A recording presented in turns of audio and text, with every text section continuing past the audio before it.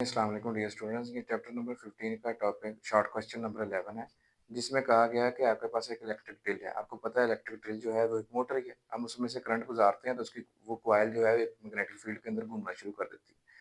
जब वो coil magnetic field के अंदर घूमना शुरू कर देती है, इसका मतलब है कॉइल में से पास होने वाला फ्लक्स चेंज हो रहा है। जब जब कॉइल में से पास होने वाला फ्लक्स चेंज होगा तो आपके पास एक इंड्यूस्ड ईएमएफ पैदा हो जाएगी। अब ये जो इंड्यूस्ड ईएमएफ है, ये उस करंट की चेंज को अपोज करती है, ठीक है? यानी ये जो आपके पास जो सोर्स है, अगर वो वी उसका जो है वो पोटेंशियल डिफरेंस है, तो ये जो ईएमएफ यहाँ पे इंड्यूस्ड होगी ना ड्रिल के अंदर, ठीक है? जो बैक ईएमएफ जिसको हम कहते हैं, जिसको ये हम कह रहे हैं कि ये बैक जनरेटर इफेक्ट भी है, क्योंकि जनरेटर में भी बेसिकली यही काम हो रहा होता है कि कॉइल जो है वो एक मैग्नेटिक फील्ड के अंदर रख के हम घुमाते हैं, तो आपके पास जो है इंड्यूस्ड ईएमएफ पैदा हो जाती है।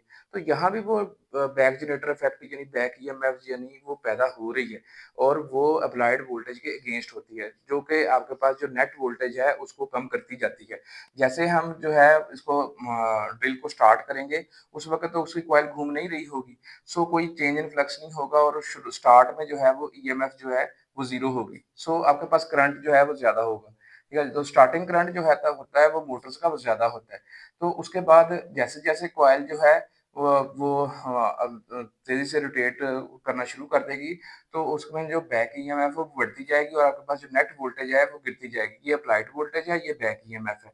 नेट वोल्टेज आपके पास गिरती जाएगी, सो आपके पास जो है करंट रिड्यूस होता जाएगा।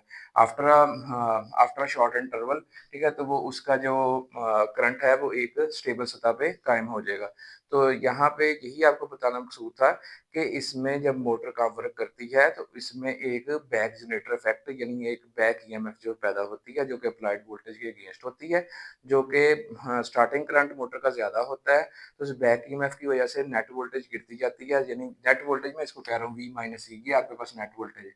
वी अप्लाइड वोल्टेज है, ये आपके पास बैक ईएमएफ है। तो ये गिरती जाती है, तो आफ्टर सम इंटरवल जो है आपका करंट जो है वो कम हो के फिर एक स्टेबल हो जाता है। चलें, बहुत शुक्रिया, फिर मिलते हैं नेक्स्ट टॉपिक के साथ।